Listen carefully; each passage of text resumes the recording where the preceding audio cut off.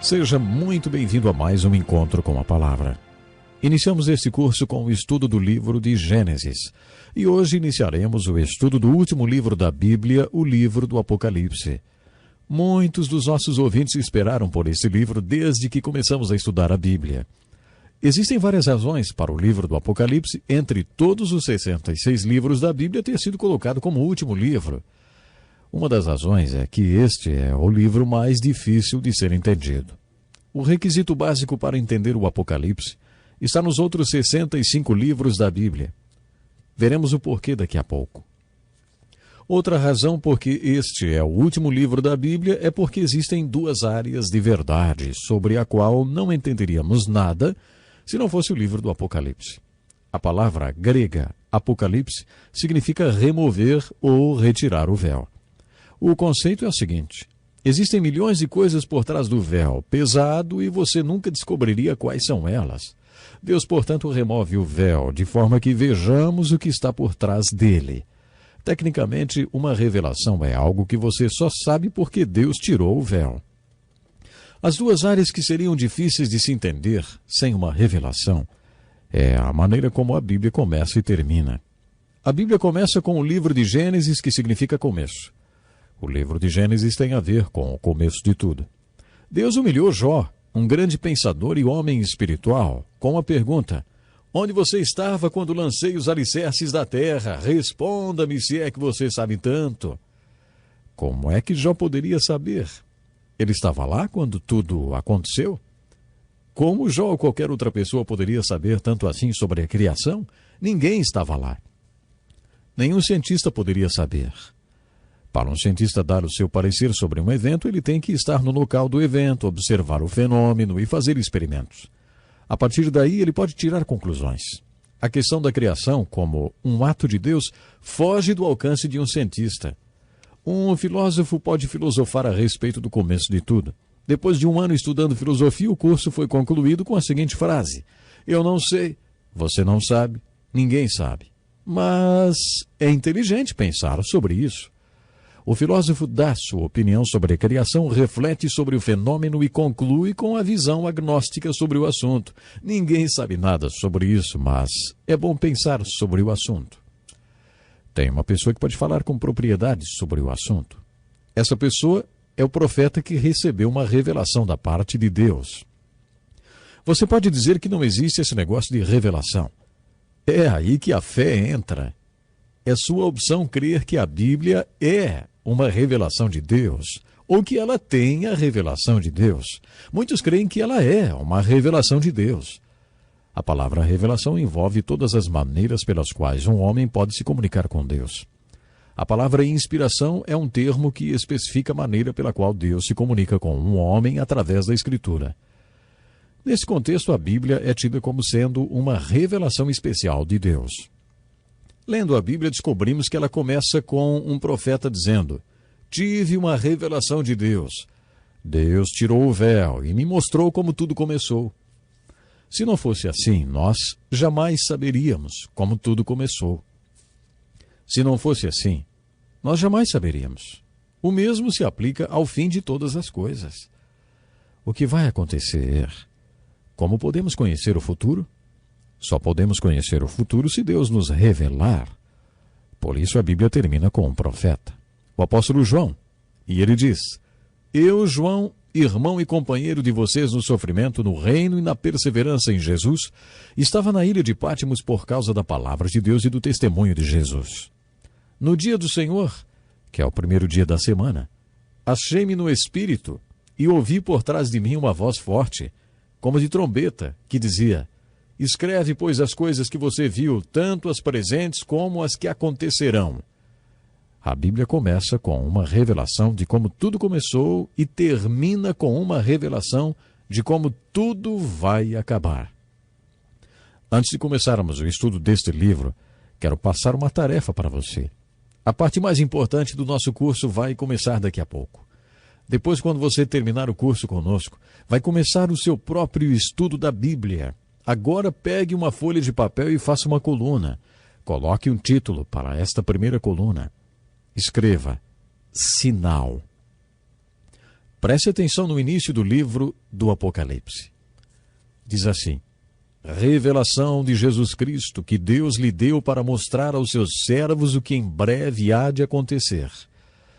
Ele enviou o seu anjo para torná-la conhecida ao seu servo João, que dá testemunho de tudo que viu, isto é, a palavra de Deus e o testemunho de Jesus Cristo. A tradição conta que João foi jogado no óleo quente, mas não morreu. Havia rumores de que ele jamais morreria, porque Jesus tinha dito a Pedro: se eu quiser que ele permaneça vivo até que eu volte, o que lhe importa? Por isso dizem que quando cozinharam João no óleo fervendo, e ele não morreu, decidiram colocá-lo na ilha de Patmos até que ele morresse por lá. Alguns dizem que ele ficou lá sozinho, outros que trabalhou nas minas de sal, realizando trabalhos forçados. Não podemos afirmar com certeza porque essas informações baseiam-se na tradição. Mas o que sabemos com certeza é que em algum momento João foi parar na ilha de Patmos como prisioneiro por causa da sua fé.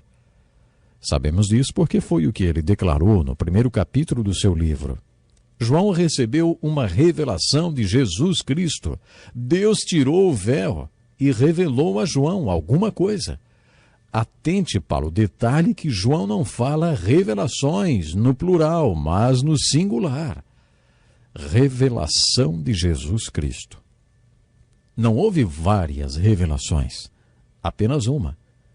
Esta foi uma revelação de Jesus e significava para João algo muito especial. Esta palavra significada está ligada a signos ou sinais. Isso quer dizer que foi transmitida a João através de uma linguagem de sinais. Os judeus pediam sinais. Eles tinham uma linguagem de sinais muito bonita. E no livro do Apocalipse temos uma compreensão melhor desta linguagem. João sempre escreveu na forma de sinais. Foi assim que ele escreveu seu Evangelho. O livro do Apocalipse é um livro de sinais. Faça uma lista destes sinais na primeira coluna à medida que você lê o Apocalipse. Por exemplo, o cavalo branco, o selo, os 4 seres viventes, o mar de vidro, os 7 candelabros, as 7 taças e todos os outros sinais ou símbolos que você encontrar. Anote. Como nome da segunda coluna, coloque revelação pessoal. Ore pedindo a Deus e ao Espírito Santo que retire o véu. Retire o véu para você e mostre o que todos esses sinais do Apocalipse significam. E então escreva o significado na segunda coluna. Estes símbolos ou sinais são bíblicos e muitos são encontrados em outras passagens da Bíblia. Se você os encontrar em outros livros bíblicos e compreender o significado deles, poderá aplicar o mesmo significado no livro do Apocalipse. Como título da terceira coluna, escreva assim: a palavra. Nesta coluna, faça uma lista das outras referências bíblicas que citam estes símbolos. Uma concordância bíblica será de grande ajuda para você. Existem vários comentários publicados sobre o livro do Apocalipse, escritos por pessoas que acreditam ter recebido do Espírito Santo a interpretação para tais sinais. Na próxima coluna, escreva o significado dos sinais dado por outros comentaristas. Por último, na última coluna, escreva a sua conclusão final. Se você escrever tudo o que encontrar, provavelmente vai acabar com um caderno de umas 150 páginas. Procure se esforçar, porque esta tarefa o ajudará a compreender melhor o livro do Apocalipse. Sendo o livro do Apocalipse tão importante, é realmente especial você tirar um momento para estudá-lo. Na verdade, lendo o livro do Apocalipse, você poderá compreender mais sobre esta linguagem de sinais. Esta foi a linguagem usada por Deus para se comunicar com o seu povo, e para decodificá-la são necessárias algumas chaves. Numa guerra, o inimigo sempre tem um código de mensagens e mensagens codificadas, que os especialistas tentam decodificar. Eu sugiro que você estude o livro do Apocalipse como se ele fosse uma mensagem codificada para o povo de Deus. Você vai precisar de algumas chaves para decodificá-la. A primeira chave é o Espírito Santo. Não dá para entender coisas espirituais sem o Espírito Santo. Isso se aplica principalmente ao livro de Apocalipse. A função do Espírito Santo é nos ensinar o que é espiritual. Por ocasião da última ceia, Jesus disse que a função do Espírito Santo nos mostrar o que está por vir. Este livro trata essencialmente do que ainda está por acontecer. Portanto, o Espírito Santo é a primeira chave que abre o código da mensagem do Apocalipse. A chave número 2 é saber que estes símbolos do livro do Apocalipse são todos símbolos bíblicos. Se você fosse um judeu profundo conhecedor do Velho Testamento, todos estes símbolos do Apocalipse não lhe seriam assim tão estranhos. Fica mesmo muito difícil para uma pessoa entender o Apocalipse se ela não estiver familiarizada com a simbologia da Bíblia. Tomemos, por exemplo, o capítulo 4 do Apocalipse. Diz assim: uma porta que se abre para o céu, através da qual você pode ver o céu. Bom, alguém está sentado num trono. Aquele que está sentado no trono, semelhante às pedras jaspe e sardônio, e ao redor do trono um arco-íris como uma esmeralda. Se você fosse um judeu aprofundado nos conceitos do Velho Testamento, você se lembraria da descrição das vestimentas do sumo sacerdote. Isso no capítulo 28 do livro de Êxodo, usadas no tabernáculo do deserto e depois no templo de Salomão. O sumo sacerdote deveria usar uma estola com 12 pedras bordadas, uma para cada tribo de Israel. A primeira pedra era sardônio e representava a primeira tribo de Israel, a tribo de Ruben. A última pedra representando a 12ª tribo, a tribo de Benjamim, e era jaspe. A 7ª tribo era Judá, e era representada pela pedra esmeralda. Todos esses nomes em hebraico têm um significado. Por exemplo, Ruben significa veja meu filho. Benjamim significa filho da minha mão direita. E Judá significa louvor. Por isso, quando a porta do céu se abriu, na linguagem simbólica foi dito assim, veja meu filho, filho da minha mão direita, louvai-o. Todo judeu aprecia muito esta linguagem de sinais. Bom, no próximo programa vamos continuar. Até lá. Seja muito bem-vindo a mais um encontro com a palavra. Se você está ouvindo esse programa pela primeira vez, saiba que ele é parte de um curso de estudo de todos os livros da Bíblia e já estudamos 65 dos 66 livros que a compõem. Hoje comentaremos sobre o último e talvez o mais difícil dos seus livros, que é o Apocalipse. E você é nosso convidado. O livro do Apocalipse é a revelação de Jesus Cristo. Observe, a revelação no singular. Esta revelação foi dada ao apóstolo João quando ele estava na ilha de Patmos e significada para João por um anjo. Quando falamos a palavra significada, nos referimos a signos, porque a mensagem da revelação de Jesus Cristo dada a João é uma mensagem para o povo de Deus em linguagem de sinais ou signos. É uma mensagem dada ao povo de Deus em códigos, e a única maneira do povo de Deus compreender essa mensagem é por meio de chaves que desvendam estes códigos. Já falamos sobre algumas dessas chaves e hoje falaremos sobre outras. Logo de início, quero dizer que nosso objetivo é fazer apenas uma introdução ao livro de Apocalipse no curto espaço de tempo que temos, um total de 7 programas. Futuramente faremos outro tipo de estudo mais analítico. O tipo de estudo que estamos fazendo agora é introdutório e oferece uma visão geral de cada livro da Bíblia, procurando mostrar como cada um deles se encaixa num todo. Esse estudo do Apocalipse visa dar uma visão geral deste livro e também mostrar como ele se encaixa com os outros 65 livros da Bíblia. No programa passado comentamos que a Bíblia começa com uma revelação sobre a qual não teríamos nenhuma informação se Deus não nos tivesse revelado. A palavra revelação tem o mesmo significado da palavra grega apocalipse, que significa remover o véu. A ideia é que existe uma verdade por trás do véu que você jamais descobriria se Deus não o removesse e não a revelasse. A primeira verdade que a Bíblia revela é referente à criação, ao começo de tudo. Como tudo começou, a Bíblia termina removendo outro véu e revelando outra verdade, a do futuro. Como tudo vai acabar? O que vai acontecer no fim de tudo? Sem uma revelação de Deus, jamais poderíamos saber a resposta. A frase "Eu sou o Alfa e o Ômega" aparece várias vezes no último livro da Bíblia. Seria a mesma coisa que dizer "Eu sou o A e o Z". A primeira letra do alfabeto grego é o Alfa e a última o Ômega. Portanto, dizer "Eu sou o Alfa e o Ômega" é a mesma coisa que dizer "Eu sou o início e o fim". Iniciamos nosso curso com o livro de Gênesis, que significa começo, e estamos no fim do nosso curso com o último livro da Bíblia. Neste livro temos a revelação do único, Jesus Cristo, que é o começo e o fim, que era e é e sempre será o eterno Cristo. A revelação do começo e do fim está ilustrada para nós no 4º capítulo do Apocalipse. Entendê-la é uma das chaves para decodificar a mensagem deste livro. O livro do Apocalipse foi escrito numa linguagem de sinais, os símbolos. Quando estudamos os ensinos de Jesus, aprendemos sobre as parábolas, palavra composta por duas palavras gregas, balu, que significa jogar, e para, que significa ao lado de. A parábola é uma história ou ilustração jogada ao lado de uma verdade que tentamos ensinar. O que é um símbolo? Novamente vamos nos remeter ao grego para entender.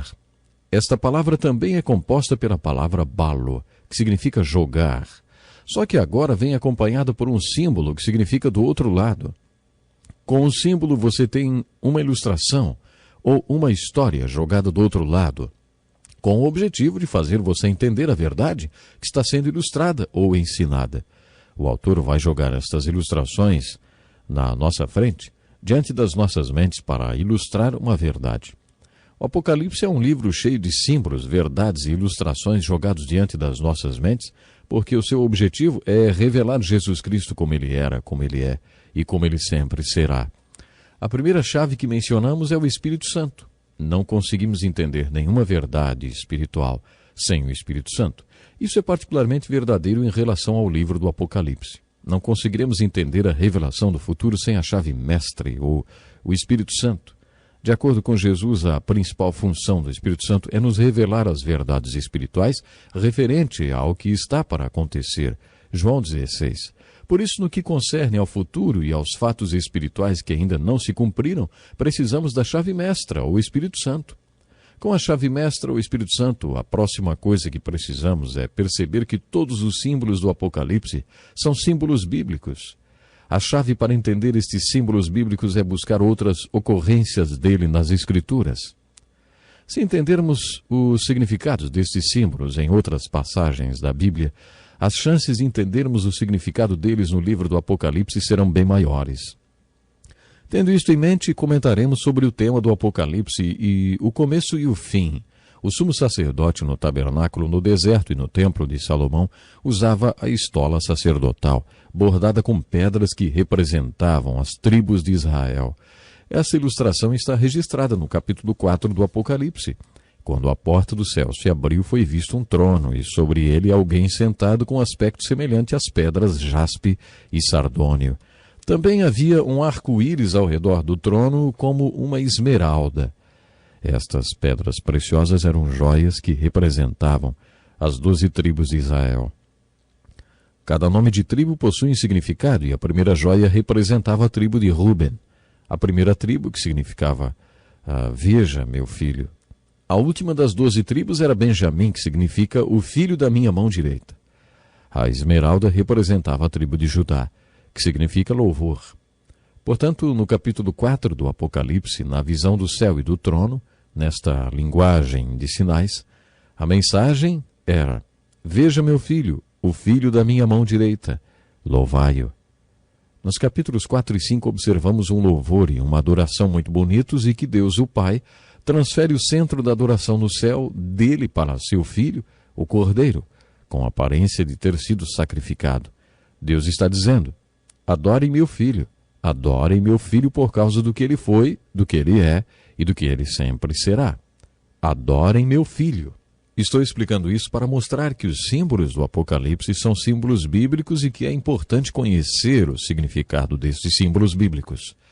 Volte para o capítulo 28 de Êxodo e leia a descrição da estola sacerdotal. Aí você poderá entender o que estes símbolos bíblicos significam quando ler o Apocalipse. Estas pedras preciosas mencionadas junto com aquele que está sentado no trono no céu são símbolos bíblicos. Como todos esses símbolos são bíblicos, você pode ver por que os livros da Bíblia foram organizados da forma que o livro de Apocalipse ficasse por último. O pré-requisito para compreender o Apocalipse é entender os outros 65 livros da Bíblia. É por isso que fico espantado quando um recém-convertido diz que o primeiro livro da Bíblia que ele quer ler é o Apocalipse. Geralmente eles acabam não entendendo nada e dá para saber por quê, né? Isso acontece não só porque esses símbolos são criptográficos, mas também porque o pré-requisito básico para entendê-los é entender toda a Bíblia. Por isso acho que a posição do livro do Apocalipse na Bíblia é a mais apropriada. Eu gostaria de exemplificar esta chave usando outros símbolos.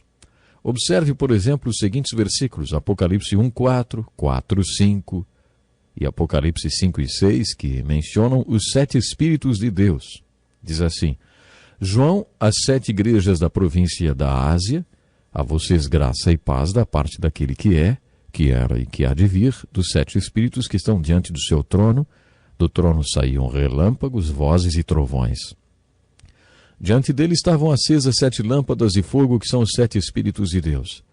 Depois vinha um cordeiro que parecia ter estado morto em pé no centro do trono, cercado pelos 4 seres viventes e pelos anciãos. Ele tinha 7 chifres e 7 olhos, que são os 7 Espíritos de Deus enviados a toda a terra. O que são os 7 Espíritos de Deus? Você já tinha ouvido falar dos 7 Espíritos de Deus? Aquelas pessoas que estudam os números na Bíblia afirmam que o número 7 significa perfeição ou plenitude. Isso sugere que os 7 Espíritos de Deus são a expressão perfeita de Deus.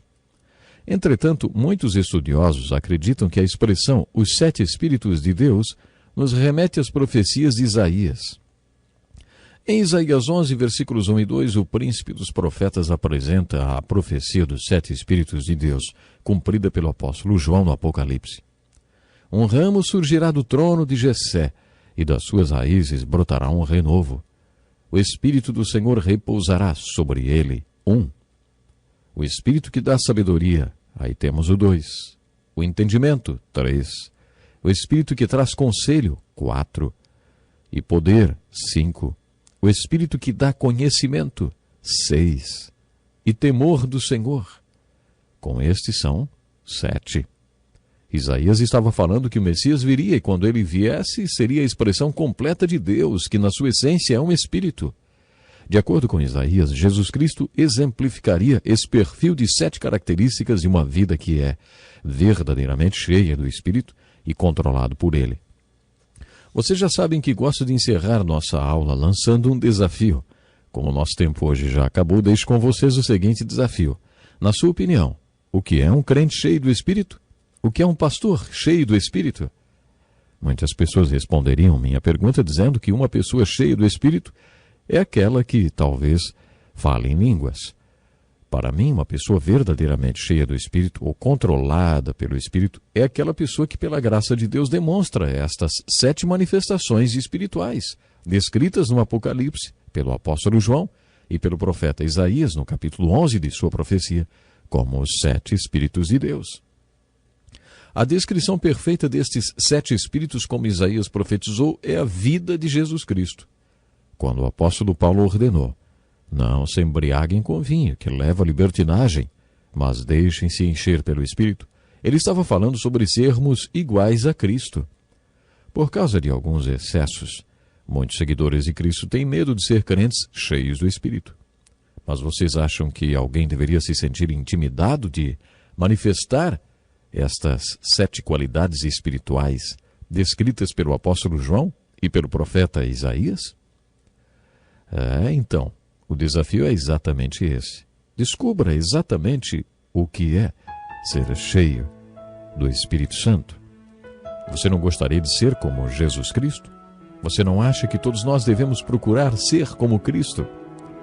É que possamos ser verdadeiros imitadores do Senhor Jesus Cristo. E assim vamos ter uma vida vitoriosa cada dia da nossa existência. Meu desejo é que Deus possa lhe abençoar grandemente, principalmente que possamos estar preparados para o grande dia da volta do Senhor Jesus. Pense nisso e até o próximo programa. Como Como é bom estarmos juntos para mais um encontro com a palavra. Seja bem-vindo. Estamos quase no final do nosso curso, estudando agora o último livro, que é o livro Apocalipse. No último programa falamos sobre a expressão os 7 Espíritos de Deus, que aparece 3 vezes no livro do Apocalipse, nos capítulos 1, versículo 4, no capítulo 4, versículo 5 e no capítulo 5, versículo 6. Dentro do simbolismo também são citadas 7 lâmpadas de fogo, os 7 candelabros diante do trono, representados aí os 7 Espíritos de Deus. Eu gosto particularmente do capítulo 5, versículo 6, que diz assim: Depois vi um cordeiro que parecia ter estado morto em pé no centro do trono, cercado pelos 4 seres viventes e pelos anciãos. Ele tinha 7 chifres e 7 olhos, que são os 7 Espíritos de Deus enviados a toda a terra. Estudiosos afirmam que chifres na Bíblia representam poder e olhos, sabedoria. Por isso João está dizendo que o cordeiro que parecia ter sido morto é uma expressão completa do Espírito de Deus que expressa o poder e a perfeita sabedoria de Deus. Quando Jesus Cristo foi sacrificado como um cordeiro, sua morte foi uma expressão da sabedoria perfeita e do poder de Deus. Ele que parecia ter estado morto eram os 7 Espíritos de Deus vindos ao mundo, expressão da essência de quem é, do que Deus é. Portanto, quando Jesus morreu na cruz, ele foi uma expressão completa do Espírito de Deus. No final do último programa, comentamos sobre a profecia de Isaías, fonte bíblica do simbolismo usado pelo apóstolo João no livro do Apocalipse, quando se referia aos 7 Espíritos de Deus. Ouça mais uma vez esta profecia de Isaías, dos 7 Espíritos de Deus, cumprida na vida de Jesus Cristo. Assim escreveu Isaías: Um ramo surgirá do tronco de Jessé, e das suas raízes brotará um renovo. O Espírito do Senhor repousará sobre ele. 1. O Espírito que dá sabedoria. Temos aqui o Espírito 2. E entendimento. 3. O Espírito que traz conselho. 4. E poder. 5. O Espírito que dá conhecimento. 6. E o Espírito que dá temor do Senhor. 7. O Espírito do Senhor foi muito importante no ministério de Jesus. Cristo foi levado pelo Espírito para o deserto, para ser tentado. Ele voltou no poder do Espírito. Ele disse: O Espírito do Senhor está sobre mim, porque ele me ungiu para pregar boas novas. Certamente o Espírito do Senhor estava nele, sobre ele, e se expressando através dele. Jesus tinha o espírito do conhecimento, significando que ele tinha o perfeito conhecimento da palavra de Deus. Quando tentado pelo diabo no deserto, ele respondeu com um conhecimento perfeito das Escrituras. Ele respondeu no espírito do conhecimento.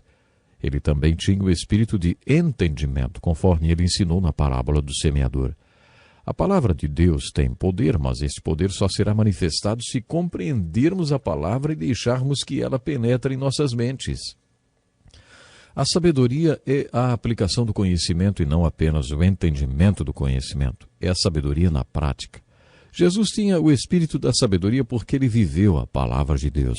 O poder de Jesus como mestre que dentro da sua humanidade ele viveu tudo o que ensinou. Ele tinha o espírito do entendimento e o aplicava perfeitamente, mostrando que tinha também o espírito de sabedoria. Também o espírito do conselho é mencionado aqui, uma vez que Jesus compartilhava a palavra de Deus e sua aplicação com o povo. Jesus estava sempre conversando com alguém. A conversa junto ao poço com a mulher, com Zaqueu. Hoje chamamos isso de aconselhamento. Jesus aconselhava aquela gente. Quando a palavra de Deus é compartilhada, o seu conhecimento, entendimento, aplicação e conselho, então existe poder. Por isso Jesus manifestou o espírito de poder. E depois o espírito de adoração. Jesus era certamente um homem de adoração e demonstrava ter o espírito de adoração. Observe quantas vezes no Novo Testamento encontramos citações contando que Jesus foi para o monte orar e adorar. Jesus gostava muito de fazer isso. E, na verdade, ele passava metade do tempo fazendo a obra de Deus e outra metade do tempo orando e adorando a Deus. Com frequência as pessoas me perguntam: você é cheio do Espírito?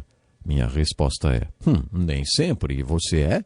Ninguém está sempre cheio do Espírito. Jesus estava sempre 100% cheio do Espírito, mas nós não.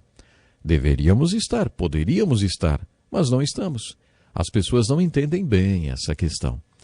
Como um homem ou uma mulher, uma igreja, um pregador, enfim, um crente demonstraria estar cheio do Espírito? Muita gente acha que através de sinais dos dons ou através de uma liturgia especial no culto da igreja. Baseado nesse texto de Isaías referente aos 7 Espíritos de Deus, sabe como eu definiria ser cheio do Espírito Santo? Uma pessoa que é como Cristo. Jesus estava sempre cheio do Espírito. Isso significa que ele estava sempre falando em línguas ou manifestando dons espirituais? Não. Isso quer dizer que ele tinha o Espírito do Senhor, que estava sempre em comunhão contínua e consistente com o Espírito de Deus. Ele tinha o Espírito do conhecimento da palavra de Deus. Ele tinha o Espírito do entendimento. Ele não apenas entendia a palavra de Deus. Ele compreendia as pessoas e sabia como a palavra de Deus deveria ser aplicada em suas vidas. Ele tinha o Espírito da sabedoria, o Espírito do conselho, o Espírito de poder e principalmente o Espírito de adoração. O seu prazer estava em adorar. Jesus é o exemplo nas Escrituras do símbolo que aparece várias vezes no Apocalipse, os 7 Espíritos de Deus. Lemos no capítulo 4, versículo 1, que João recebeu um convite. Suba para cá e lhe mostrarei o que deve acontecer depois dessas coisas. Era uma voz como de trombeta que o conduziu até lá. Estamos diante de mais um símbolo, não estamos? Qual é a primeira coisa que você espera que aconteça quando a série de eventos que chamamos de Segunda Vinda de Jesus Cristo começar? A primeira coisa que espero que aconteça é o toque da trombeta. Adoro música e o som da trombeta, mas creio que nunca ouvi uma trombeta como a que ouviremos naquele dia, que dará início aos eventos que compõem a Segunda Vinda de Cristo. Muitos acham que o primeiro acontecimento será o arrebatamento da igreja. Não. Primeiro ocorrerá o chamado, o toque, a trombeta. Algumas pessoas acham que a voz como de trombeta que chamou João para subir e depois o tomou para vislumbrar o trono é o símbolo bíblico referente ao arrebatamento da igreja. João vê um mar de vidro em frente ao trono. Esse também é um símbolo bíblico. Tanto no tabernáculo como no templo de Salomão havia o lavatório para lavagem e limpeza. Você está lembrado que quando o sacerdote ia para o lugar santo, enquanto o pecador esperava do lado de fora, ele passava primeiro pelo altar da purificação, onde colocava o sacrifício do pecador, você se lembra? Enquanto acontecia aquela oferta ao Senhor, ele ia para o lavatório semelhante a uma grande bacia, onde de maneira cerimoniosa ele se lavava. A mensagem desse ato é: lave-se antes da adoração. Ou, quem pode subir à presença de Deus? Aquele que tem suas mãos limpas. A mensagem do lavatório era que você deve se limpar antes de, como pecador, aproximar-se do Deus Santo. Observe que na passagem do Apocalipse, o mar é como cristal. Em outras palavras, está solidificado. Aprendemos com o livro de Hebreus que a água representa a purificação que todos nós precisamos para nos aproximar de Deus. Jesus disse a Pedro e a João que aqueles que passaram pelo banho da purificação não precisam nascer repetidas vezes quando pecam. Você não precisa de outro banho de purificação cada vez que peca. É como se você tivesse tomado banho no banheiro público e no caminho para casa tivesse pisado em alguma coisa e sujasse o seu pé. Chegando em casa, você não vai precisar tomar banho outra vez, mas só lavar os pés. Então isso já o deixará limpo outra vez. Essa nova lavagem dos pés é representada pelo lavatório. Você não pode se aproximar do trono de Deus sem antes passar pelo lavatório. No Apocalipse, esta água do lavatório está solidificada, porque este vidro ou cristal representa uma purificação permanente. A purificação nunca é permanente nesta vida. Precisamos de purificação contínua. Quando Jesus lavou os pés dos apóstolos, disse a Pedro: olha, se eu não os lavar, você não terá parte comigo. Jesus quis dizer que não haveria comunhão entre eles. Ao que Pedro então respondeu: então, Senhor Jesus, não apenas lave os meus pés, mas também as minhas mãos e a minha cabeça. Ele já exagerou, né? Bom, mas esse era Pedro. Esta ideia de não ter comunhão comigo sem uma purificação contínua é ilustrada nas Escrituras através do lavatório. Não podemos nos aproximar de Deus sem passar pelo lavatório, sem a purificação contínua. Mas no livro do Apocalipse, ela é o mar de vidro, representando uma purificação completa e permanente, para sempre limpo. No capítulo 5 encontramos outro símbolo, um livro perfeitamente selado com 7 selos, e ninguém que conseguia abri-lo. Isso nos remete ao livro de Ruth. Você está lembrado que Boaz precisou assumir todas as dívidas de Ruth, as dívidas que Ruth tinha, e então trazê-la de volta casando-se com ela? Quando isso acontecia, as dívidas da mulher eram seladas num rolo, num livro, e o parente redentor não podia abrir o livro, o rolo, até que provasse estar habilitado para resgatá-la. Só depois disso ele saberia o quanto tudo lhe custaria. O que vemos no 5º capítulo do Apocalipse é que não havia ninguém qualificado para cumprir o papel de redentor, até que foram ouvidas as boas novas. Não chore! Eis que o leão da tribo de Judá, raiz de Davi, venceu para abrir o livro e os seus 7 selos. Jesus quebrou os selos e abriu o livro. Ele viu o quanto lhe custaria para nos redimir e pagou o preço. Quando a porta do céu se abriu no capítulo 4 do Apocalipse, lemos que havia 4 tronos e 24 anciãos sentados neles. Estes anciãos representam a liderança do povo de Deus. Temos aqui outro símbolo bíblico. Você está lembrado que Davi dividiu o sacerdócio de forma que sempre havia 24 sacerdotes de plantão? Segundo os estudiosos, estes 24 anciãos representam a liderança do povo de Deus. Alguns dizem que eles representam os 12 apóstolos e as 12 tribos, mas isso pode ser deduzir demais. O conceito que eles representam é o de liderança. Esses anciãos tinham coroas de ouro porque eram vitoriosos. Usavam roupas brancas porque se mantiveram puros até o fim. Tinham harpas, o que significa que eram adoradores. E tinham taças de ouro cheias de incenso, representando as orações do povo. Estes anciãos eram vitoriosos e se conduziram bem até o fim, porque eram adoradores e porque os santos estavam orando por eles. Esta é a chave para que tudo vá bem até o fim. Gosto de repetir para enfatizar. Todos esses símbolos são símbolos bíblicos. Procure entender o que eles significam no primeiro texto em que aparecem na Bíblia e depois você conseguirá entender os significados deles no Apocalipse. Programe-se para estar conosco no próximo encontro com a Palavra. Deus lhe abençoe de uma forma especial. Seja bem-vindo a mais um encontro com a Palavra. Este é o 4º programa dedicado ao estudo do último livro da Bíblia, a revelação de Jesus Cristo, o livro do Apocalipse. Entendemos que o último livro da Bíblia é uma mensagem em código de Deus para o seu povo, e para que essa mensagem seja compreendida, são necessárias algumas chaves que desvendem o código. A primeira chave é a chave mestra, o Espírito Santo. A segunda é entender que estes símbolos ou sinais no livro do Apocalipse são sinais bíblicos. Se você procurar a ocorrência do símbolo que aparece no Apocalipse em outras referências bíblicas e entender o significado naquele contexto, terá grandes chances, com a ajuda do Espírito Santo, de entender o seu significado também no livro do Apocalipse. A terceira chave que o ajudará a desvendar o código desta mensagem está relacionada com as características do Apocalipse. Este livro possui 22 capítulos e é importante entender como eles estão organizados e como o livro está estruturado. Alguns dos nossos objetivos com este curso são o de mostrar com os livros da Bíblia como eles estão organizados, dar uma visão geral de cada um deles, além de enfocar o tema central de cada livro. Mas o objetivo, que está acima de todos estes, é buscar a aplicação da verdade ensinada em cada um dos livros da Bíblia para a sua vida. Agora que estamos estudando o livro de Apocalipse, gostaria que todos estes objetivos fossem atingidos. A maioria dos evangélicos acredita na chamada interpretação futurista do livro do Apocalipse. Eu acredito. Se você não acredita, vai ficar no escuro, porque a única interpretação do Apocalipse que compartilharei com você será futurista. No capítulo 1, versículo 19, quando o apóstolo João teve sua experiência na ilha de Patmos, recebeu a seguinte instrução: escreva, pois, as coisas que você viu, tanto as presentes como as que acontecerão.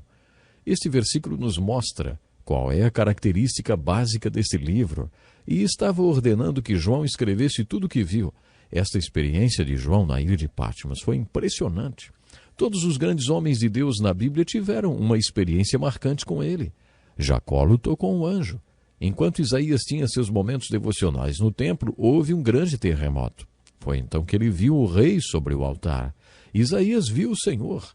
Podem acreditar, esses homens tiveram experiências tremendas com Deus. O primeiro capítulo do Apocalipse relata a experiência de João na ilha de Patmos durante o tempo em que esteve exilado por causa de sua fé. No dia do Senhor, que é o primeiro dia da semana, João foi levado pelo Espírito. A expressão levado pelo Espírito significa ele teve uma visão, conforme ele mesmo afirmou. Esta experiência de João é a essência do livro do Apocalipse. Este livro é um registro da revelação de Jesus Cristo para João na ilha de Patmos. Ele recebeu a ordem para escrever esta revelação para as 7 igrejas espalhadas na Ásia Menor. João relata sua experiência no primeiro capítulo do Apocalipse. Eu, João, irmão e companheiro de vocês no sofrimento, no reino e na perseverança em Jesus, estava na ilha de Patmos por causa da palavra de Deus e do testemunho de Jesus. No dia do Senhor achei-me no Espírito e ouvi por trás de mim uma voz forte como de trombeta que dizia: escreva num livro que você vê e envie a estas 7 igrejas: Éfeso, Esmirna, Pérgamo, Tiatira, Sardes, Filadélfia e Laodiceia. Voltei-me para ver quem falava comigo. Voltando-me, vi 7 candelabros de ouro, e entre os candelabros alguém semelhante a um filho de homem, com uma veste que chegava aos seus pés, e um cinturão de ouro ao redor do peito. Sua cabeça e seus cabelos eram brancos como a lã, tão brancos quanto a neve, e seus olhos eram como chama de fogo. Seus pés eram como o bronze numa fornalha ardente, e sua voz como o som de muitas águas. Tinha em sua mão 7 estrelas, e da sua boca saía uma espada afiada de 2 gumes. Sua face era como o sol quando brilha em todo o seu fulgor. Quando o vi, caí aos seus pés como morto. Então ele colocou sua mão direita sobre mim e disse: não tenha medo, eu sou o primeiro e o último. Sou aquele que vive. Estive morto, mas agora estou vivo para todo sempre. E tenho as chaves da morte e do Hades. Escreva, pois, as coisas que você viu, tanto as presentes como as que acontecerão. Este é o ministério das 7 estrelas que você viu em minha mão direita e dos 7 candelabros. As 7 estrelas são os anjos das 7 igrejas e os 7 candelabros são as 7 igrejas. A palavra anjos poderia ser traduzida do original grego por pastores. Este é um estudo que visa dar a vocês uma visão geral do livro do Apocalipse. E por isso nós não vamos poder nos deter na experiência de João. Os detalhes das experiências dos servos do Senhor mencionadas na Bíblia não são enfatizados. Por isso quero usar o curto espaço de tempo que nós temos para enfocar os resultados desta experiência e não os detalhes. Preste atenção nos verbos usados neste relato de João. Achei-me no Espírito. Ouvi por trás de mim uma voz forte, como de trombeta. Voltei-me para ver quem falava comigo. Você não acha que a experiência de João é parecida com a experiência de Moisés diante da sarça ardente, que não era consumida pelo fogo? Ele disse: que impressionante!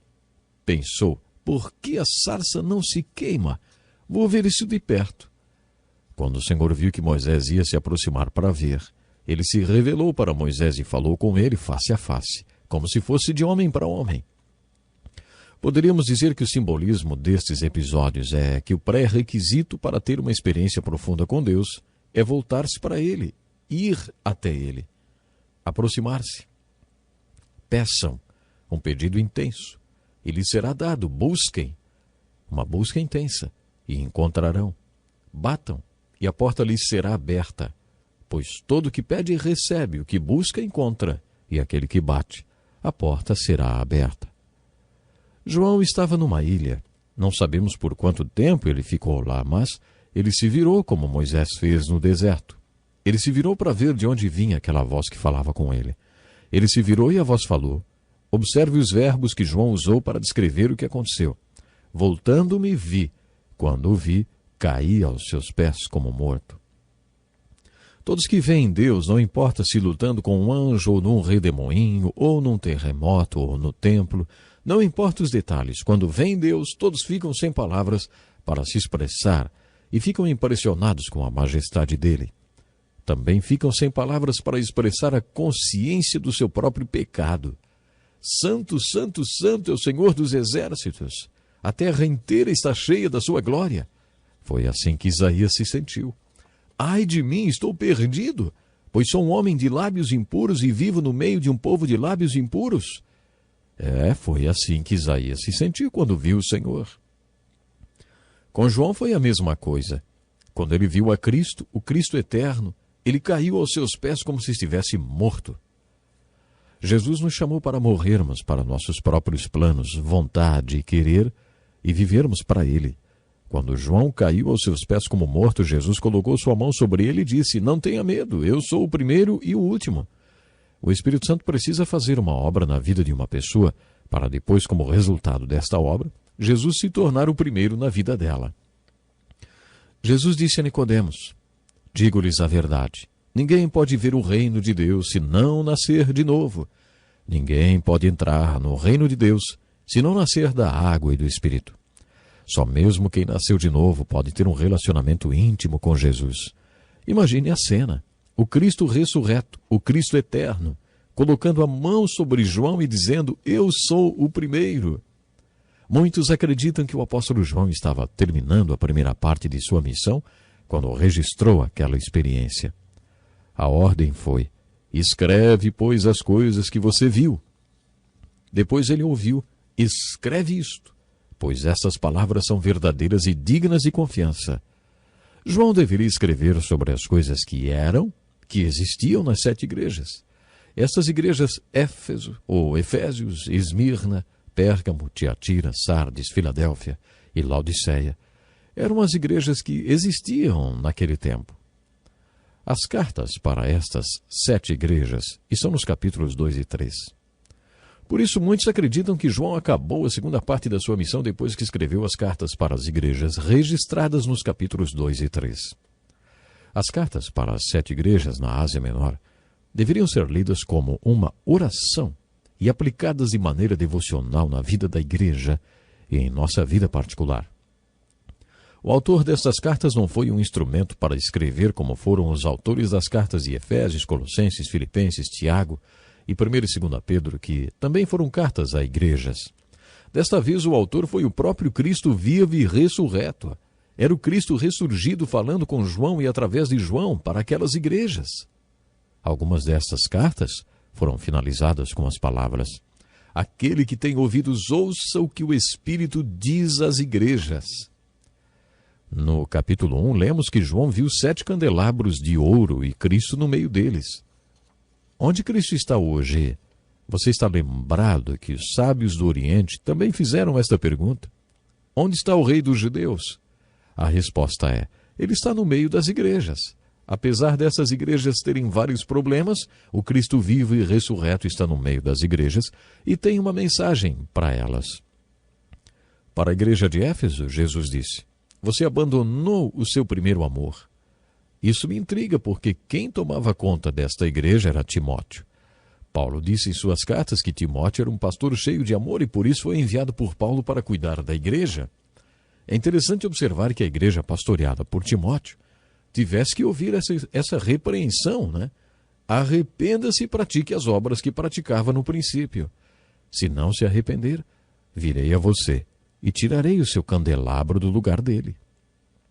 Creio que este seja um desafio e tanto. Se você acha que é uma pessoa através de quem Deus ama as pessoas, lembre-se que você pode perder a experiência de ser um veículo através do qual Cristo ama aqueles que Ele deu para que você amasse com o amor dele. Você pode perder essa bênção. Por isso a exortação nessa carta é: arrependa-se. É óbvio que estas cartas foram escritas para crentes. Será que os crentes precisam se arrepender? Claro que sim.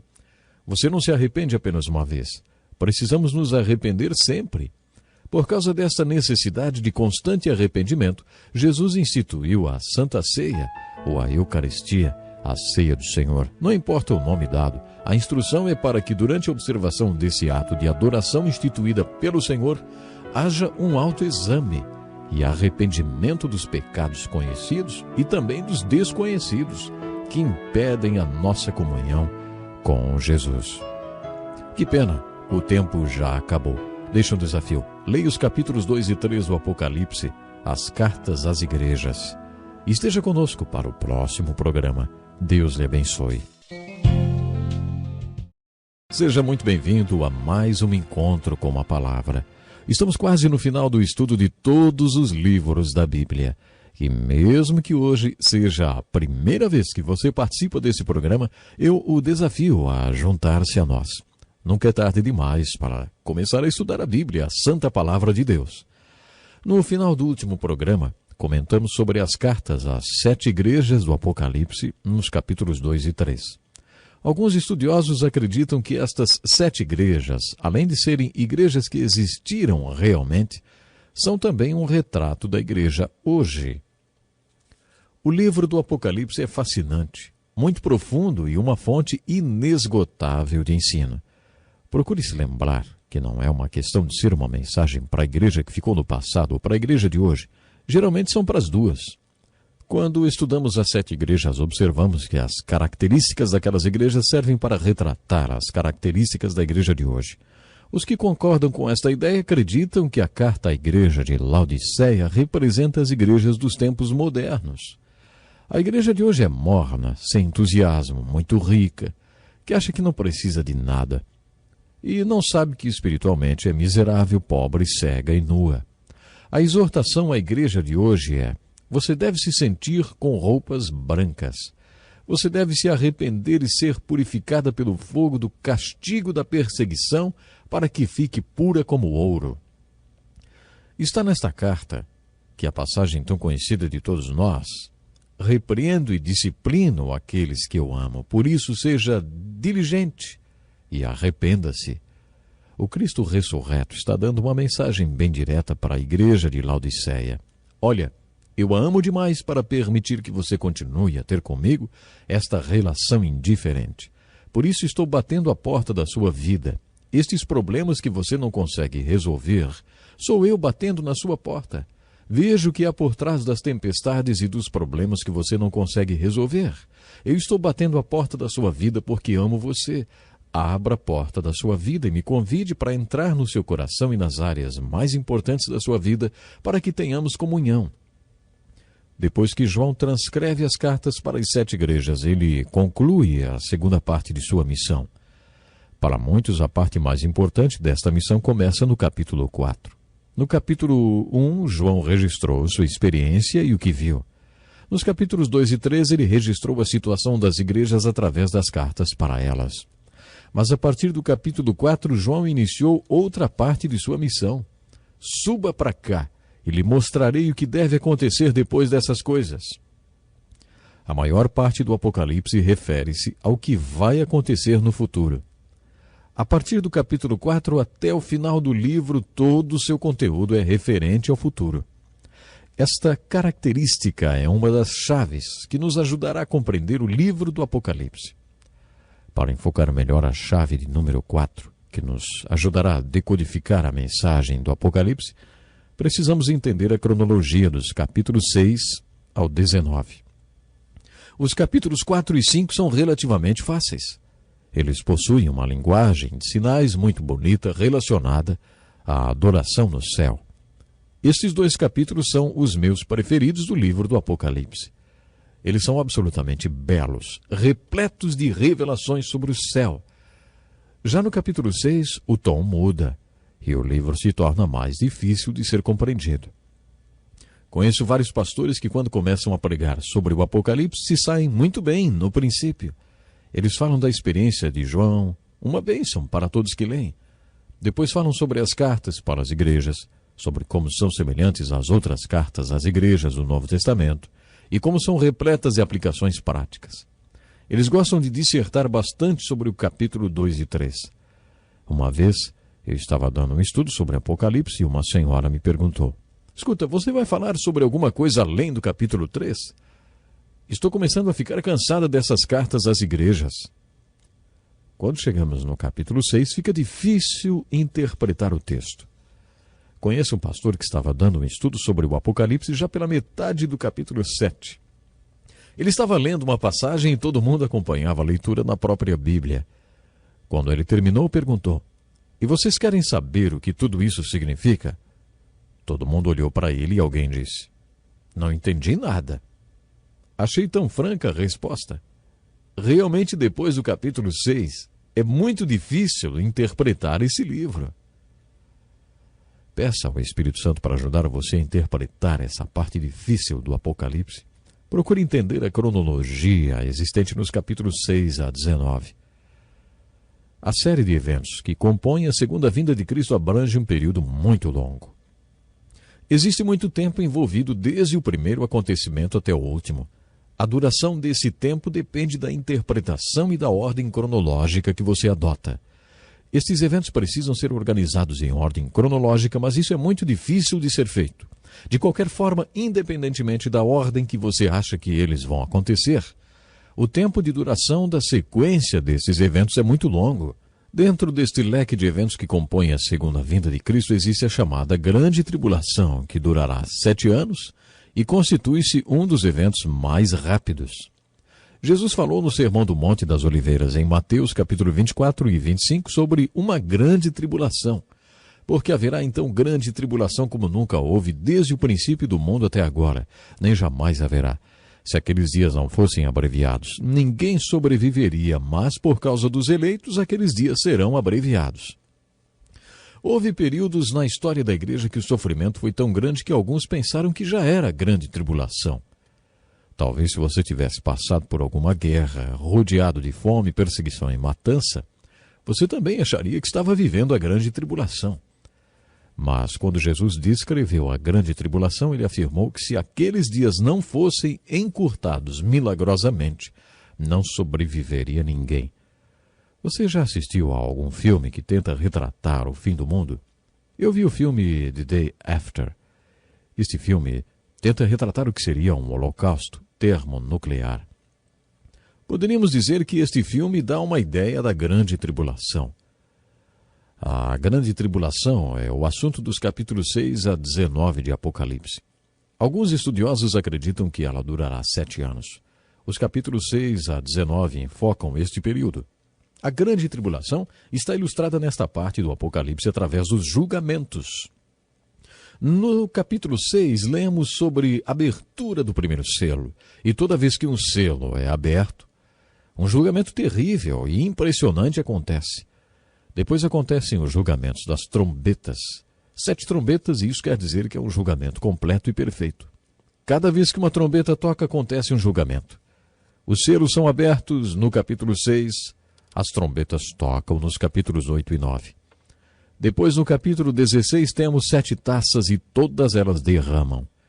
Cada vez que uma taça derrama, mais um julgamento acontece. Há muitas razões porque parte do Apocalipse é difícil de ser entendido pela maioria das pessoas. Ele pode ser difícil para algumas pessoas porque é assustador e nós não gostamos de ler sobre um futuro assustador. Ai, ai, ai. É isso que ouvimos com todos esses julgamentos. Ai, ai, ai. O Apocalipse não ajuda a combater a depressão.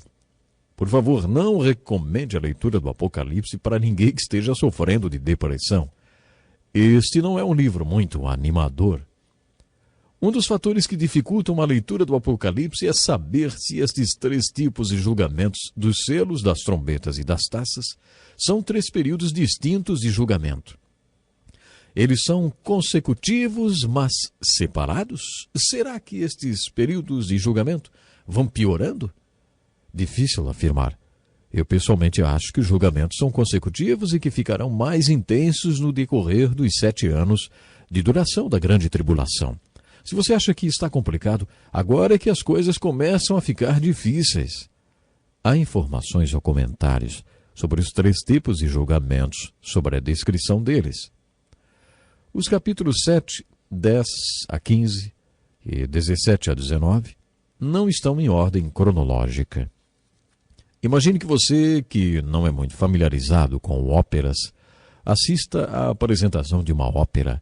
Imagine que você receba o programa da ópera e descubra que ele está totalmente fora da ordem cronológica, ou ainda que o programa não tenha nada a ver com a ópera em si. Você procura a programação do primeiro ato, mas ela está no lugar do terceiro ato, ou talvez errado, esteja relacionado ao segundo ato, enfim. Você não acha que deste jeito ia ficar bem difícil de entender qualquer coisa dessa ópera? Pois é justamente com algo assim que você vai se deparar no estudo dos capítulos relacionados aos julgamentos. Preste atenção na ilustração que o teólogo Charles Ryrie fez desta parte do livro do Apocalipse. Imagine que você esteja participando de um jantar no qual um homem comece a contar uma história da viagem de férias que fez com sua mulher 7 anos atrás. Você sabe que as mulheres são muito melhores contadoras de histórias do que os homens, não sabe? Ele começa dizendo que foi na segunda semana de julho, e ela interrompe. Ei, não, pode ter sido na segunda semana de julho, porque sua mãe quebrou a perna na segunda semana de julho, lembra? Ah, foi na primeira. O homem, muito paciente, continua a narração. Mas como a mulher sabe contar a história melhor do que ele, ela continua interrompendo para acrescentar uma informação e outra, e na maioria das vezes, fora da ordem dos acontecimentos. Só quando os dois terminam de contar tudo é que você entende a história toda. É mais ou menos isso que acontece nesses capítulos do Apocalipse. Há 3 julgamentos, provavelmente todos relacionados com a grande tribulação. Entre um julgamento e outro, há o acréscimo de detalhes, que não são relatados na ordem cronológica. Se você estiver avisado disso, não vai se confundir tanto durante a leitura. Mas sabendo disso, em posse da chave mestra, o Espírito Santo, é possível que você encontre a espinha dorsal do texto dos 3 julgamentos. A seguir, vá montando o quebra-cabeça, acrescentando os comentários e pedindo ao Espírito Santo que mostre a você onde cada um dos comentários se encaixa. Existem algumas razões porque o texto que começa no capítulo 6 e vai até a metade do 19 é considerada a parte mais difícil de ser compreendida. Mas esta parte do livro do Apocalipse não é impossível de ser entendida. Minha oração é que com a chave mestra, o Espírito Santo, e esta visão que compartilhei com você, revelada a homens santos de Deus, ajudem você a compreender a parte mais difícil do livro do Apocalipse. Continuaremos o estudo deste livro no próximo programa. Então, até lá, Deus lhe abençoe de uma forma especial e vamos nos preparar para a vinda do Senhor Jesus.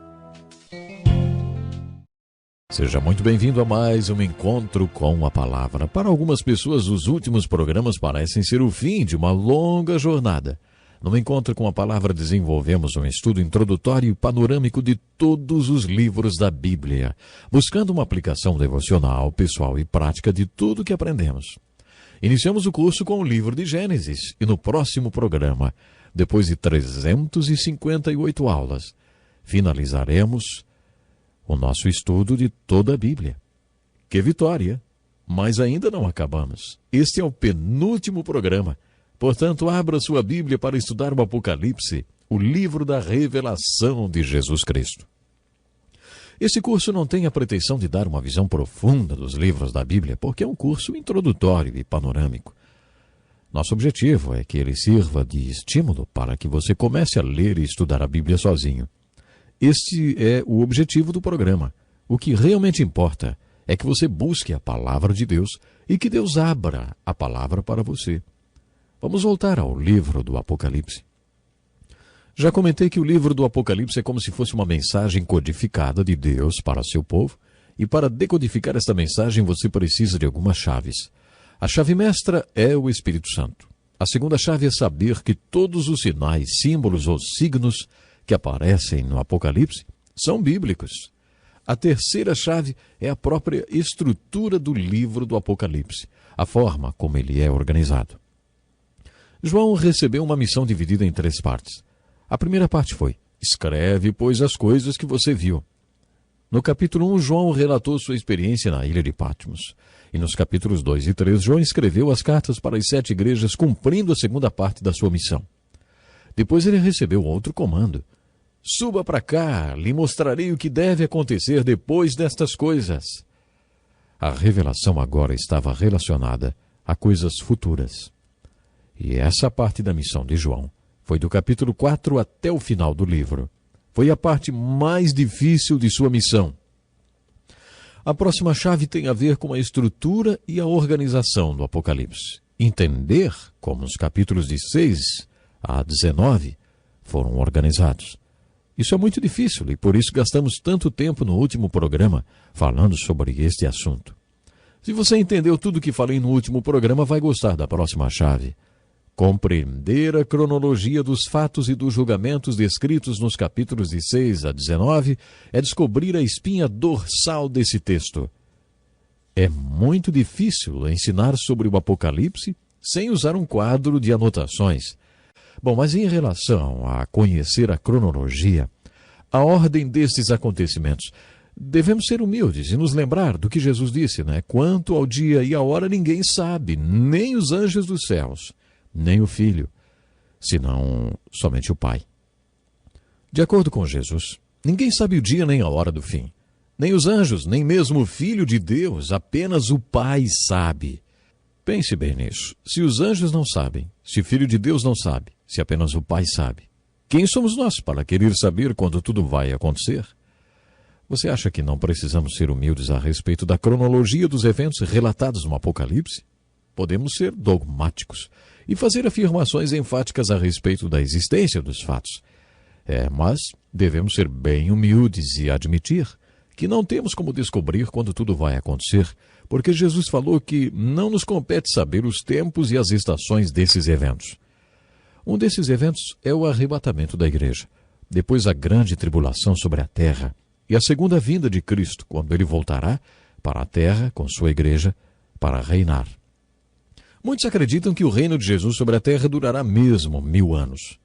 Qual é sua posição teológica a esse respeito? Você é pré-milenista e acredita que Cristo vai voltar antes do reino milenar? Ou você é pós-milenista e acredita que Jesus voltará no final do milênio? Bom, antes da Primeira Grande Guerra, as pessoas acreditavam que o mundo seria cada vez melhor, até que começasse o reino. Mas isso foi antes da Primeira Guerra, da Segunda, da Guerra da Coreia, da Guerra do Vietnã, Guerra do Golfo, e de todas as guerras quentes e frias e dos rumores de guerra. A visão pós-milenar é mais aceita hoje, porque todo mundo vê que as coisas não estão ficando melhores com o tempo. Agora, se você não acredita que o milênio vai acontecer, então você é amilenista. Devemos ser humildes e não ficar deduzindo quando exatamente os eventos descritos no Apocalipse vão acontecer. A chave número 6 é ler o livro do Apocalipse a fim de adorar e não de entender. Isso é muito importante. Existe uma promessa para aqueles que leem esse livro e permanecem nos seus ensinos. Há muitas coisas difíceis no livro do Apocalipse, mas há coisas fáceis de serem entendidas, principalmente as cartas às igrejas, que são tão fáceis de serem aplicadas na nossa vida e na vida da igreja como qualquer outro texto do Novo Testamento. Por outro lado, outras coisas não conseguimos entender, mas devemos obedecê-las da mesma maneira. Procurando ser consistente com o objetivo deste curso, procure ler o livro do Apocalipse, buscando a aplicação pessoal e prática desse livro. Qual é o seu objetivo ao estudar o último livro da Bíblia, hein? Será que é para ser um especialista no Apocalipse?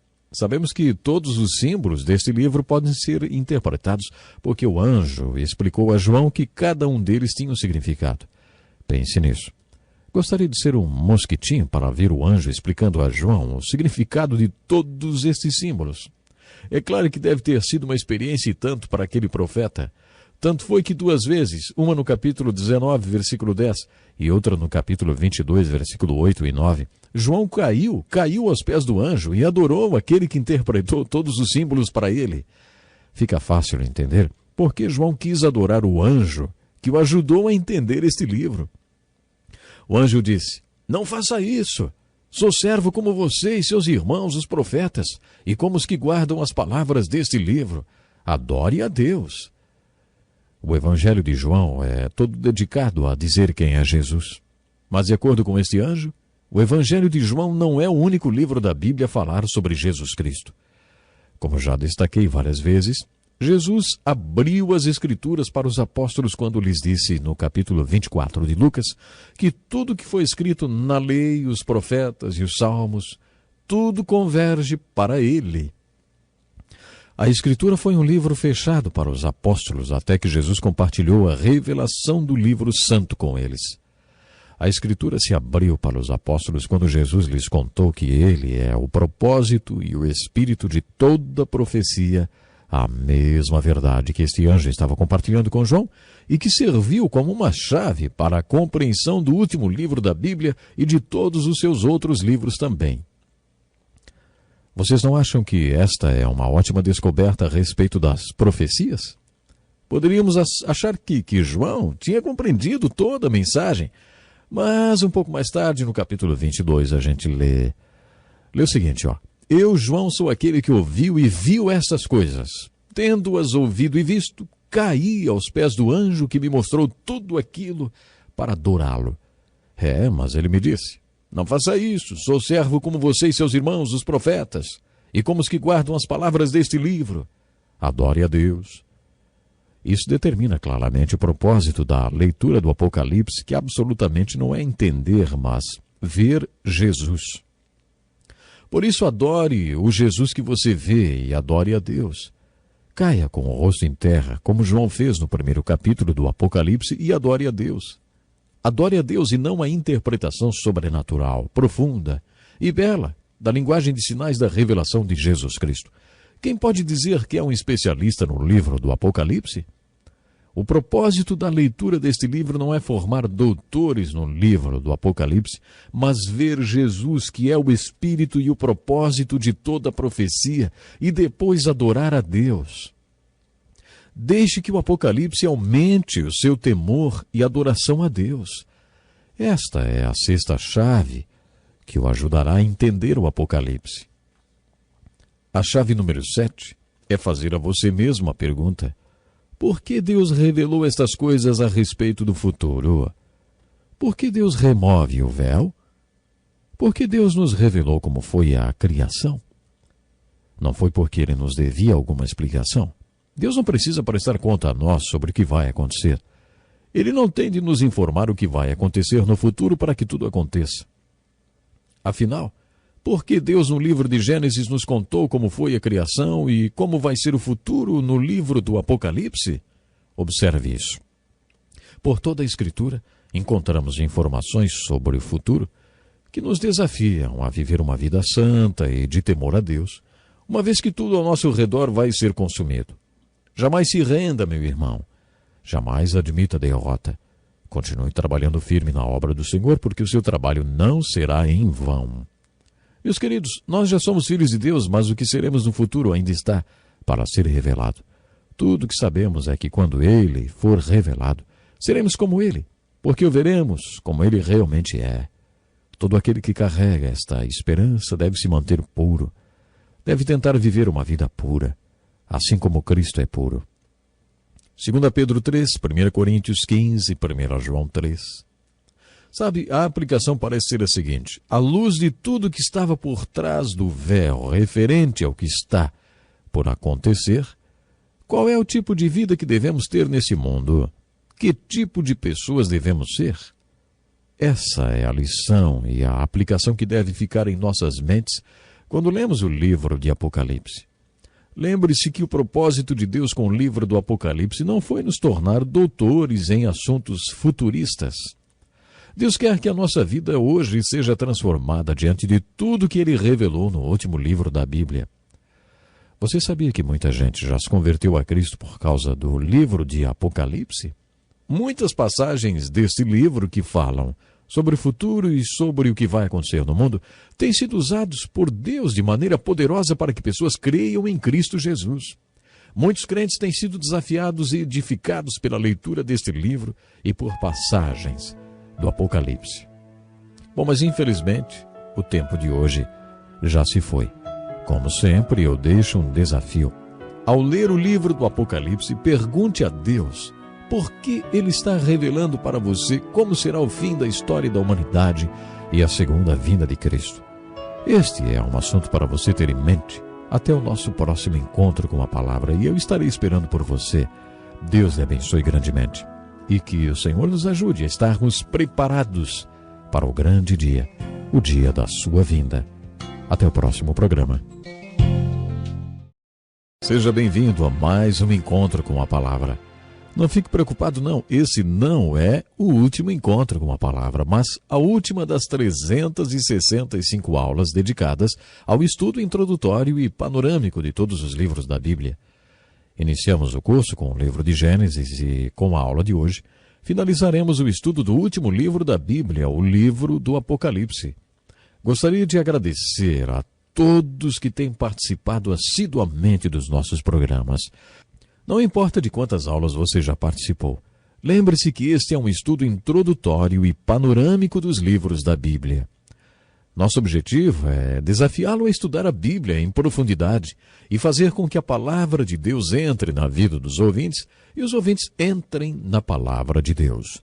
Quando isso acontece, aqueles que ainda não tinham fé acabam se convertendo e os já convertidos são chamados para uma variedade de ministérios, conforme a vontade e o propósito de Deus em salvá-los. Dedicamos os últimos programas ao estudo do livro do Apocalipse e às chaves que ajudam a decodificar a mensagem de Deus para o seu povo.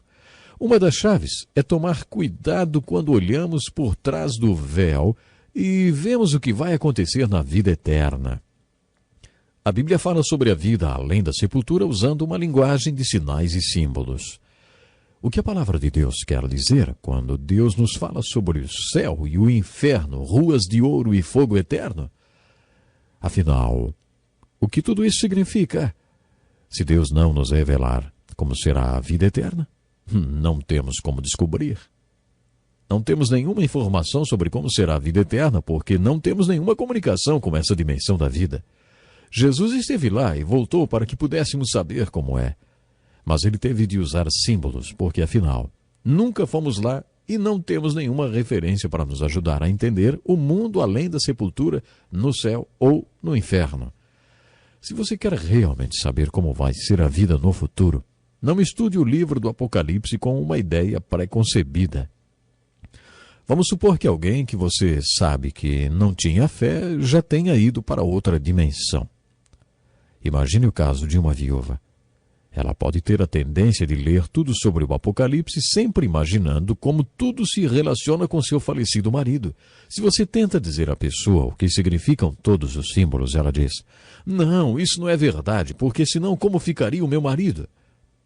Eu não acho isso muito confortante e, além do mais, não podemos dizer para uma pessoa: "Você sabia que vai parar num lugar muito quente e queimar para todo sempre?" Vocês acham que isso pode trazer algum consolo para uma viúva, por exemplo? Ficar falando sobre o inferno e sobre onde o marido dela pode estar não vai ser nada edificante nem confortante. Mas é aí que eu quero chegar. Também não devemos estudar o Apocalipse com uma ideia pré-concebida que as coisas vão ser assim ou assado, só porque é isso que você quer, ou porque você está pensando nos seus queridos que já partiram. Esse tipo de predisposição não vai levá-lo à verdade sobre a vida eterna. Por isso, tome cuidado com ideias preconcebidas sobre o que está por trás do véu. Antes de qualquer coisa mais, quero te fazer um convite. Se posicione diante do véu com a mesma atitude de Samuel. Ele diz: "Fala, Senhor, pois o teu servo está ouvindo." Peça a Deus para mostrar a você o que está por trás do véu e procure se livrar de qualquer ideia pré-concebida. Meus dois capítulos preferidos são o 4 e o 5. Nos dois, o versículo 9 é importante. Nesses capítulos, observamos que tudo que é mencionado está posicionado ao redor do trono, que ocupa o lugar central no céu. O cordeiro de pé junto ao trono. Os 24 anciãos estão ao redor do trono. Relâmpago, vozes e trovões saem do trono. Os 7 candelabros de fogo estão diante do trono. O mar de vidro está diante do trono. A voz como de muitos anjos é ouvida ao redor do trono. Observe como isso é importante. Toda criatura no céu, na terra e debaixo da terra, e tudo que há no mar, não são mencionados como estando diante do trono, porque eles não estão lá no céu. Ouça um trecho destes capítulos, diz assim: "Depois ouvi todas as criaturas existentes no céu, na terra, debaixo da terra e no mar, e tudo que neles há, que diziam: Aquele que está sentado no trono e ao Cordeiro sejam o louvor, a honra, a glória e o poder para todos sempre." Assim como todo mundo no céu, eles também estão adorando o Cordeiro, mas não estão ao redor do trono. Isso é muito importante. Paulo diz no 2º capítulo de sua carta aos Filipenses assim: para que ao nome de Jesus se dobre todo o joelho nos céus, na terra e debaixo da terra, e toda língua confesse que Jesus Cristo é o Senhor, para a glória de Deus Pai. Muitos podem dizer: então quer dizer que no final todo mundo se salva. Essas pessoas acreditam que na próxima dimensão as pessoas que morreram como incrédulas acabarão sendo forçadas a se ajoelhar e a confessar que Jesus Cristo é o Senhor, e isso acabará salvando-as. Esse ensino é chamado de universalismo. O universalismo é uma filosofia muito comum hoje em dia, que tem se espalhado pela Europa e por outras partes do mundo. Eu não acredito que seja isso que o livro do Apocalipse revela por trás do véu. Todo joelho se dobrará, sim. Toda língua confessará, sim. E todas as criaturas no inferno, todos confessarão que Jesus Cristo é Senhor, porque é isso que glorifica a Deus Pai. Mas eles não estão posicionados ao redor do trono. Eles não estão lá. Esta verdade é impressionante. Estes 2 capítulos retratam um cenário muito bonito. Imagine todas essas multidões, eles cantavam um cântico novo. Eu gosto muito de música. O povo de Deus sempre foi marcado pela música usada para expressar o inexprimível. Quando os filhos de Israel atravessaram o Mar Vermelho, cantaram o cântico de Moisés numa explosão de alegria. Esta era a única forma de expressar todo o júbilo que estavam sentindo. Davi conta que Deus nos deu o milagre da música para que pudéssemos louvá-lo. Sempre passamos pelas suas portas com ações de graça e nos seus átrios com hinos de louvor, porque é impossível estar diante de Deus e não louvá-lo. Cantar na presença de Deus é um ato involuntário. Acho que Deus nos deu o dom da oração e o louvor do céu para que possamos expressar aquilo que seria inexprimível com a nossa oração comum. Mas estas não são as únicas maneiras que temos para manifestar o louvor inexprimível. Quando você chegar no céu, ao redor do trono, não vai ouvir a música dentro dos padrões que conhecemos hoje em dia. Deus vai nos dar um cântico novo.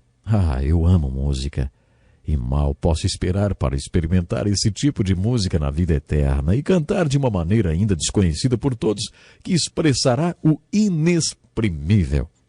A verdade mais impressionante a respeito do Apocalipse é que existem 2 possibilidades: o céu ou o inferno. Os símbolos mais bonitos conhecidos pela mente humana são usados para descrever o céu, e os mais terríveis para descrever o inferno. Os meus 2 capítulos preferidos descrevem santos ao redor do trono de Deus cantando um cântico novo. Isto é lindo. Ao mesmo tempo, há pecadores saudando o Cordeiro que está no trono, mas eles o estão saudando lá do inferno e não do céu. Isso é impressionante. Deus iniciou seu diálogo com o homem no livro de Gênesis, capítulo 3, com a pergunta: onde está você? Onde você está nesse momento? Deus nos ama e começa seu diálogo conosco perguntando: onde está você? Um dia estaremos num lugar para sempre. Seremos santos cantando um novo cântico ao redor do trono de Deus no céu, ou seremos pecadores saudando o Cordeiro lá do inferno. Estaremos num desses 2 lugares. E como Deus nos ama tanto, Ele pergunta hoje, onde está você? Porque onde você está hoje determinará onde você estará na eternidade. Determinará onde você estará saudando o Cordeiro. Se do céu, junto com ele, ou se do inferno. Assim como foi com o homem rico na parábola do homem rico e Lázaro, nossa posição também será irrevogável. Uma vez que você estiver lá, não poderá passar para o outro lado. O importante é que hoje você pode escolher aonde vai passar a eternidade. E agora chegamos à chave número 10. O livro do Apocalipse possui 2 histórias contadas simultaneamente, uma no céu e outra na terra. Hoje sabemos que nossa mente é capaz de pensar mais rápido do que falamos. Uma pessoa rápida fala cerca de 100 palavras por minuto, mas nossas mentes podem processar entre 300 a 400 palavras por minuto. Por isso, quando ouvimos uma palestra, ficamos facilmente entediados. Nossa mente é capaz de acompanhar a projeção de 18 slides diferentes ao mesmo tempo, porque sua mente processa as informações muito rapidamente. Pense no livro do Apocalipse como uma literatura multimídia. em que temos simultaneamente uma história no céu, nos capítulos 4, 5, 19, 20, 21 e 22, e ao mesmo tempo uma história na terra, nos capítulos 6, 8, 9, 19 e 20. Os capítulos 19 e 20 falam da terra e do céu. Eles se dividem ao meio. A chave número 11 é nunca esquecer que algumas informações extras ajudam na compreensão do tema principal das duas histórias, mas estas informações não estão em ordem cronológica. A chave número 12 é o livro do Apocalipse é um livro sobre Jesus Cristo. Por isso, assim como procuramos Jesus no Evangelho de João e até no Velho Testamento, procure por Jesus Cristo também no livro do Apocalipse. Os evangelhos revelam o Cristo sofredor. As epístolas revelam o Salvador como cabeça da sua igreja, comprada por ele com seu próprio sangue. Mas o Cristo do Apocalipse é o Rei dos Reis e o Senhor dos Senhores. No segundo advento de Cristo, eles não vão puxar sua barba, nem lhe colocarão uma coroa de espinhos. Jesus será o Rei dos Reis e o Senhor dos Senhores. Procure por esta revelação de Cristo Jesus. Veja o Cristo revelado como o absoluto Rei dos Reis e Senhor dos Senhores. A chave número 13 é observar que João foi informado que receberia uma revelação que ele deveria transmitir. A chave 14 é perceber que é possível compreender este livro. A chave número 15 é comparar esse livro e todas suas passagens escatológicas referentes aos últimos acontecimentos com outras passagens da Bíblia. Agora quero agradecer de coração a você que participou desse estudo do Velho Testamento e agora terminando o estudo do Novo Testamento. Mas Encontro com a Palavra vai continuar. Deus lhe abençoe.